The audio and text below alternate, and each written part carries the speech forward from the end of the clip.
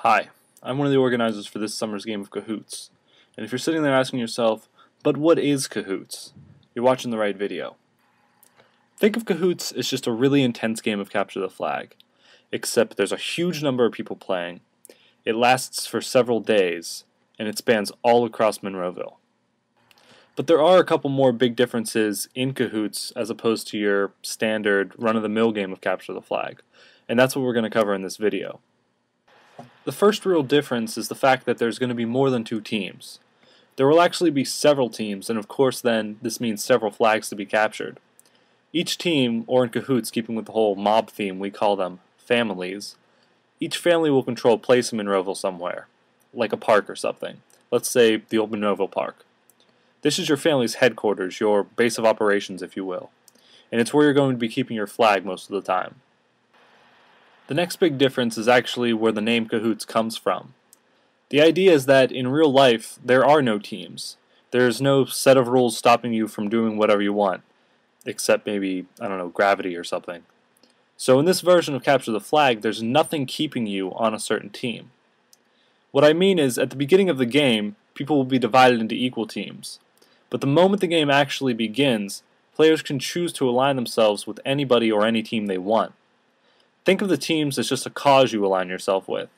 It is you and a group of people with a shared interest, which is, of course, winning the game.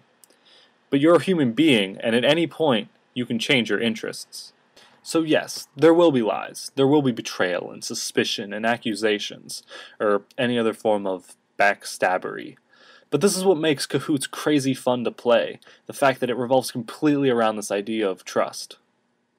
Now there's really only one other component to this game of Capture the Flag, and that's beefing up the security surrounding the flag.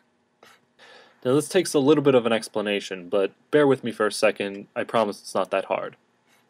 The first thing you need to know is that every team is going to keep their flag in a box we call a safe.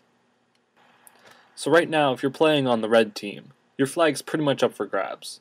I mean, you've got it in your safe, but it's just a cardboard box, so at this point, even a little bit of rain is a potential threat.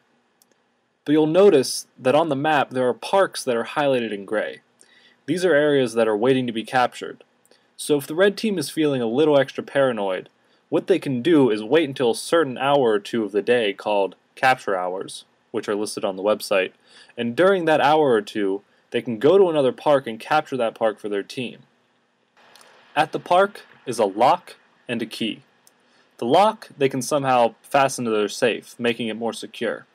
The key is kept by the first person to grab it. This means that if someone wants to get to your flag, they first have to whack the guy with the key to get the key to open the safe. This is cool because it means literally all of Monroeville is in bounds. Now there will be some unclaimed parks up for grabs at the beginning of the game, so you're probably going to want to do that first thing. But more parks, or what we're calling satellite territories, will be periodically released into the game as it progresses. So that's the gist of it.